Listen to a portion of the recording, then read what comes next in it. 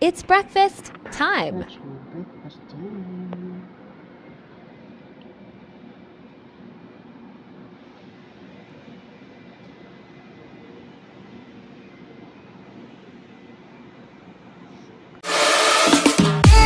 Food blogs. Travel blogs. Fashion. March Mix Vlog.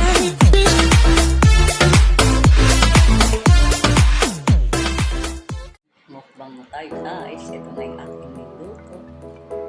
Na ginawa kong omelette. Ayan. Lagay ko siya sa toast bread. Ayan. May kasamang kaya ng aking hot coffee. Kalahati lang guys ang kinakapit ko ngayon kasi hindi ko siya nauubos.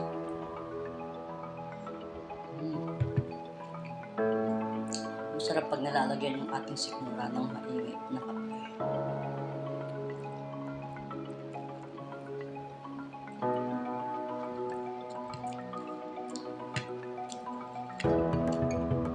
Ganito lang kami. Walang buhay namin.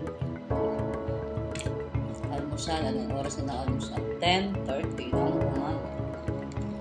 Pilipinas po ito, tanghalian na guys.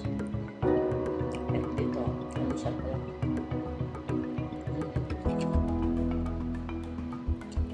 Taba ako sa damit ko. Damit ko pa ito ng buntis. Pang buntis kasi ito. Pang maternity blouse. Ayan. Wow. Tagal na nito guys. Ilang taon na to. Ilang taon na yung anak ko. Going to 14. So, magpo 14 years na to guys. Aking damit pa naman tinupa siya. Binili ko ito sa Avon.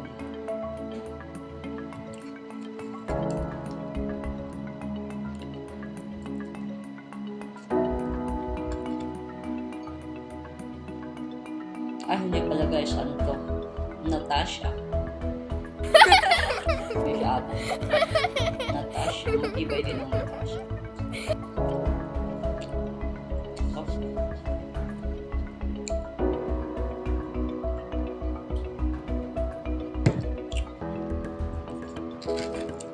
Isang itlog. Binit ko, nilagyan ko ng black pepper. Hindi ko po siya nilagyan ng asin kasi nilagyan ko siya ng cheese. Yung cheese na square. Nilalagay sa hamburger. Pagka-prito ko, nilagay ko yung itlog. And then, nagpainit ako ng toast bread. Pinatigas ko siya. Ayan, tinosted ko. Nilagay ko siya sa palaman ko. Para na po siyang clubhouse. Yung mga clubhouse guys.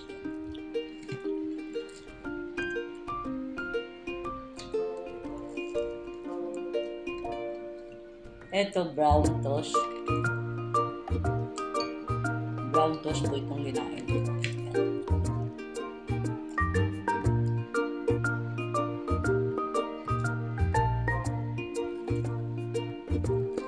Samantala sa Pilipinas, kain tayo ng kanin. Dito, tinapay lang na may palaman. Itlog or cheese. O yung pong mga ginagawa nilang pool, adas yun. Kinakain, dinidip nila sa tinapay. Saan nila kinakain.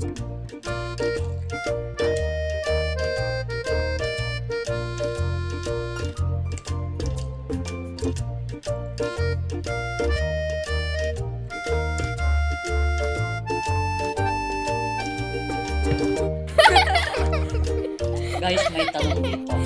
Sa isang lisi namin. Ayan.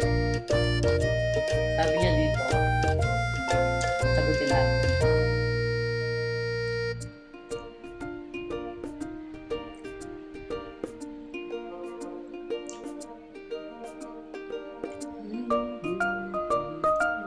Malayo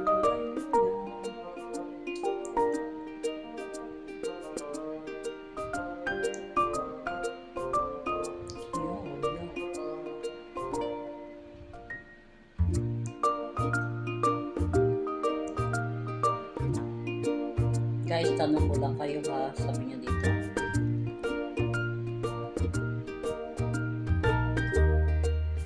Guys, usapang pamilya. Kung ang iyong kabiyak, asawa ay kinuha ni Lord na namayapa at nadiskubre mo na may ibang pamilya ito, papayagan mo ba siyang makadalaw sa burol o libing at bakit?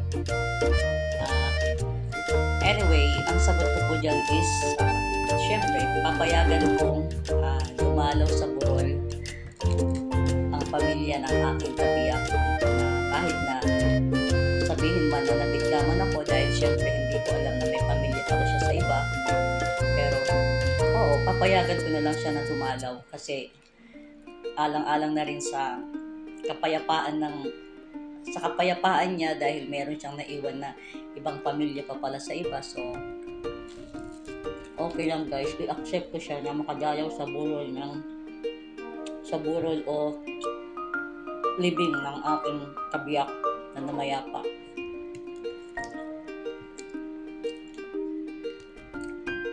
Kasi yung iba po dyan, syempre yung galit nandito pa rin sa puso natin. Kumbaga yung galit natin na hindi natin alam na may iba palang pamilya yung kabiyak natin. Pero sa kasamaang palad nga po ay sumakabilang buhay na yung ating kabiyak. So, payagan na lang natin yung pamilya niya para makita man lang siya kahit nasa huling hantungan, di po ba? Sabi nga, ang Diyos nga nakakapagpatawad, tayo pa kaya. So, papayagan ko siya. Bilang pagrespeto na lang din sa isa't isa. Di po ba? Kung bakit naman kasi ang buhay natin, hindi natin hawak ang ating mga buhay. Hindi naman natin pwedeng pigilan yung ating kabiyak or yung ating mga karelasyon, gano'n na hindi sila mahalin sa iba, gano'n. Kasi iniisip natin na tayo lang yung minamahal niya, pero hindi natin alam na sa likod pala nito ay meron pa siyang ibang pamilya. Para pong yung mga artista ngayon yung pong karamihan ng mga artista mga namamatay, di po ba? Ang akala nyo sila lang talaga, yung sila lang ang magkasama sa isang bubong or sila lang ang pamilya niya, kumbaga isa lang. Tapos pag namatay na po yan, syempre marami na maglalabasan dyan ng mga pamilya niya, may mga anak, may mga iba pa pala siyang sinusuportahan. Yan, hanggang sa halimbawa po may mga ipapamana sila, yan, dyan na nila makikita kung kanino ito, yung mga hinahati-hati nila. Ayan, kasi ganyan po ang buhay natin. Hindi po natin pwedeng pigilan yung nararamdaman natin na kahit na kabahay pa natin siya o sasabihin mo man na kayo lang, ganun. Pero hindi mo pala alam na meron pa siyang ibang kapamilya.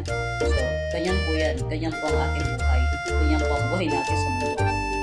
Hindi natin pwedeng pigilan yung nararamdaman natin. Kung mahalin siya sa isang tao, na kahit na may pamilya ka pa, hindi natin yan masasabi na huwag kang mahalin sa ibang tao. Kasi yung puso po natin yan, di po ba yun? Hindi natin pwedeng turuan yung puso natin kung sino ba talaga. Ganon. Mag-almusal ka muna, Marge. Emote lang po.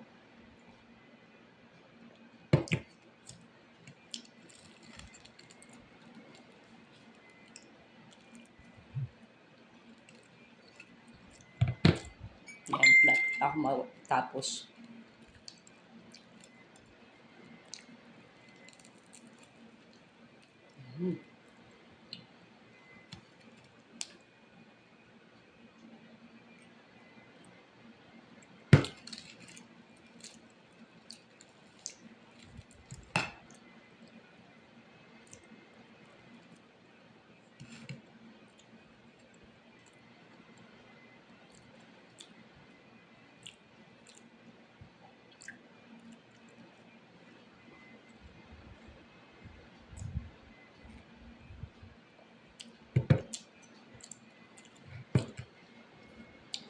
guys, kayo po, tanungin ko naman, halimbawa po, dalawa naman kayo sa puso ng iyong minamahal. Papayag ka ba na halimbawa ngayon, dito siya sa'yo, sa kabilang linggo, doon ka sa asawa mo, kumbaga alam mo na po siya na may asawa, kumbaga hindi pa po sila hiwalay, ganun. Tapos, halimbawa po may trabaho po yung mister mo, ayun po, sa'yo siya. And then sa next week, doon siya sa talagang pamilya niya. Okay lang po ba yun sa inyo?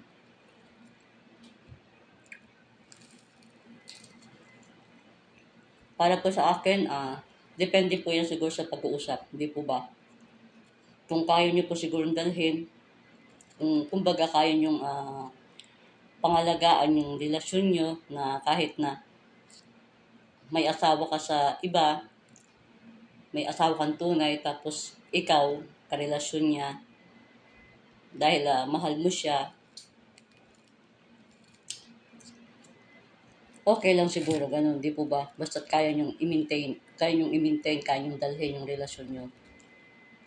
Pwede siguro yun, di po ba? Pero sa akin, parang ang pangit ng ganun, parang nakakasira ka ng pamilya ng ibang tao. Ganun ba?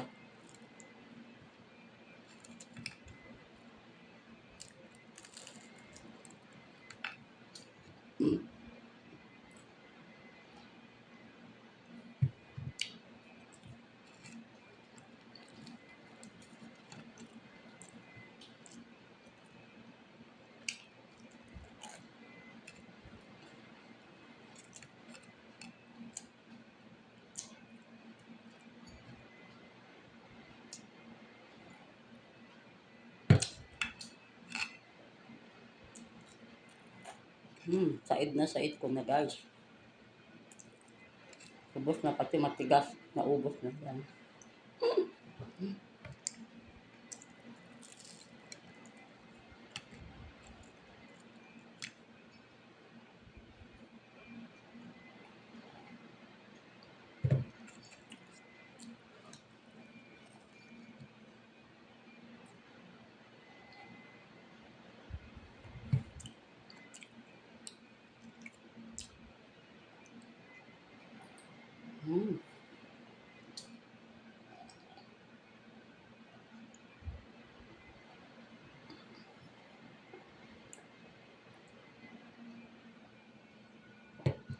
Pag di po kasi tayo nainom ng kape sa umaga, yung mainit na kape, hindi kompletong ating araw, di po ba guys? Ayan. Kaya ito ng routine natin. Kailangan iinom tayo ng kapeng mainit. Or pwede nating lagyan ng gatas.